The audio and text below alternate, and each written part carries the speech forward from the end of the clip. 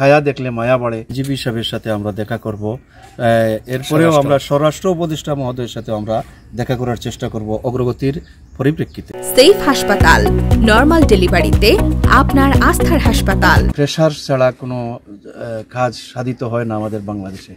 আমরা বাংলাদেশে 3.5 লক্ষ মসজিদের প্রায় 9 লক্ষ ইমাম মুয়াজ্জিন। সেই ইমাম মুয়াজ্জিনের মুখপত্র সংগঠন হচ্ছে বাংলাদেশ জাতীয় ইমাম সমিতি। আমরা যদি এখানে এসে জোর দাবি জানাই তাহলে এটা কাজ বেশি হবে।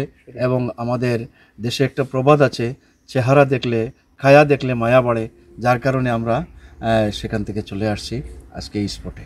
আমরা যতটুকু জেনেছি, আমরা এলাকার গণ্যমান্য ব্যক্তিবর্গের সাথে, ইমাম সাহেবদের সাথে, সাধারণ মানুষের সাথে আলাপ করে আমরা যতটুকু জেনেছি যে ওনার ছোটো ভাইয়ের সাথে অপরপক্ষের একটা দ্বন্দ্ব ছিল দীর্ঘদিন থেকে। সেই দ্বন্দ্বের জের হিসাবে গত 5 তারিখ একটা ঝগড়া বাজছে। সেই ঝগড়ার এক পর্যায়ে হাতাহাতি শুরু হয়েছে এবং এরপরে ওনার ছেলে, যে আমার ডান পাশে, সেও তার চাচাকে বাঁচানোর জন্য সে চলে গেছে।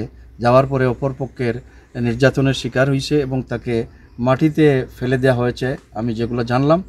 এবং তার বাবা মৌলানা কাউসার আহমদ সাহেব এই সুরগুল শুনে উনি ঘুম থেকে উঠে সেখানে গেছেন, গিয়ে দেখছেন যে তার বাচ্চা এইভাবে মাটিতে শোয়া, অন্যরা তার বাচ্চাকে মারছে।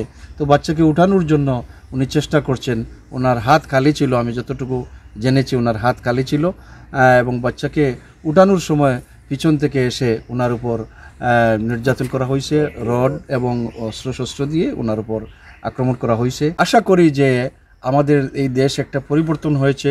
এই পরিবর্তনের পরে এখন আমরা সুবিচার পাবো বলে আমরা বিশ্বাসী। আমরা পরবর্তী এখান থেকে তো আমরা চলে যাব। আমরা চলে যাওয়ার পরে আমরা প্রয়োজনে আইজিপি সাহেবের সাথে আমরা দেখা করব। এরপরেও আমরা স্বরাষ্ট্র উপদেষ্টা মহোদয়ের সাথে আমরা দেখা করার চেষ্টা করব অগ্রগতির পরিপ্রেক্ষিতে। যদি দেখা যায় কোনো অগ্রগতি হচ্ছে না, আমরা স্বরাষ্ট্র উপদেষ্টার সাথে আমরা দেখা করবো। সমাজের সব থেকে ভালো মানুষ যারা, তারা মসজিদের ইমাম। কারণ মসজিদের মিম্বরে বসে একজন ইমাম সাহেব একজন মানুষকে ছোট্ট একটা অপরাধ করার কথা ওর কিন্তু বলেন না, সদা সর্বদা মানুষকে কল্যাণের দিকে আহ্বান করেন। একজন ইমামকে এইভাবে নির্মম হত্যা করা মানে হচ্ছে মানবতার চরম অধঃপতন।